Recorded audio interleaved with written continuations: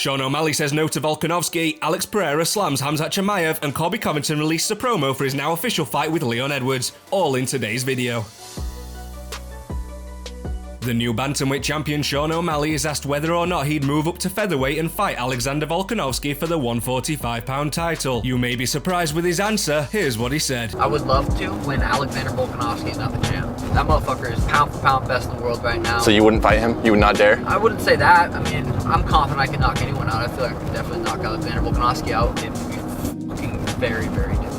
I mean, maybe in a year or two, if he's still there, I would do it, but I think he's going to move up to 155. So it depends who's champ. And fellow newly crowned champion is Sean Strickland, who has a message for all his fans and reveals when he'd like to fight next as the new middleweight champion. Hey, what up, guys? I want to run some shit by you. Met up with the manager, brought me all the fucking money deals, which is crazy because like a couple months ago, I was unsponsorable. Now everybody wants to give me fucking money. It's nice. Anyways, he brought me a good deal.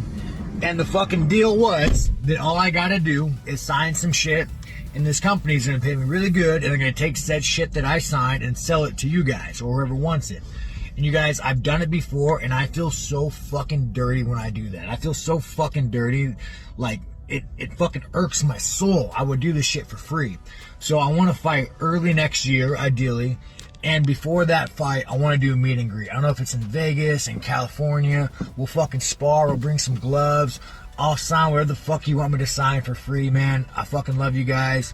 So I don't know where it's going to be or when, but before my next fight, I want to make this shit happen. So give me some ideas. And speaking of Strickland, Adesanya has just broke his silence about his loss and what it means moving forward. Here's what he said. How did I feel in there? Like a bad dream. It wasn't a nightmare. A nightmare is like, oh shit, fuck. A nightmare is like you're scared. It was just like you try and hit the guy and it just feels like noodle arms. Just like, what the fuck? So yeah, I just felt like that. Like a bad dream. The feeling I had watching it is completely different, and I called Coach Eugene Behrman right after and we talked, and same thing. I'm quietly confident. I didn't realize it was the last round. I was like, is this the last round? Because I saw the last round and I was like, fuck, okay, vamonos, you need to do something. But yeah, it was just the way I felt in that fight wasn't bleh. It was just bleh. But again, it was also just the way he worked. He just never let me get into my rhythm at all. I just wasn't able to get my rhythm because of his pressure. He was right there constantly. And whenever I was setting him up because he's right there, then his coach would help him. And I'd be like, fuck. It was just a good game plan from their end. But also for me, I wasn't able to adjust on the fly. I said it before the fight. I think his guard is just real unique and unorthodox.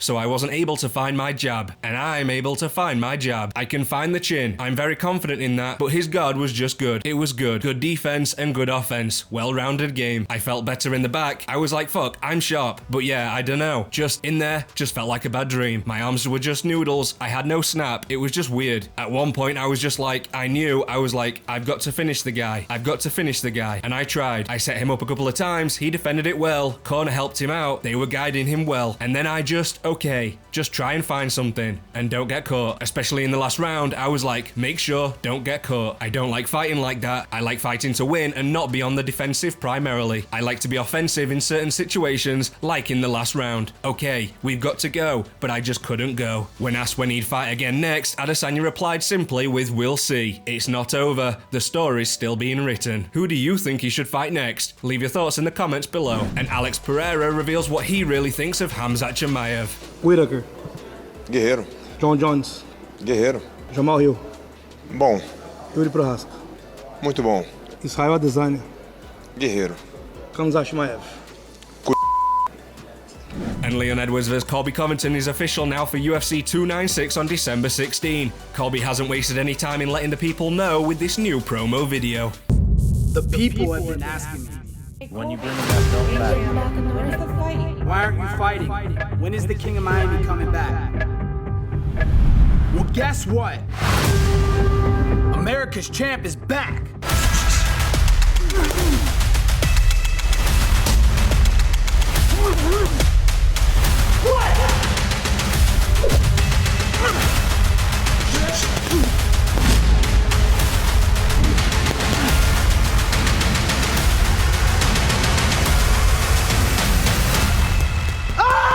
Now let's bring that belt back to America on the 305.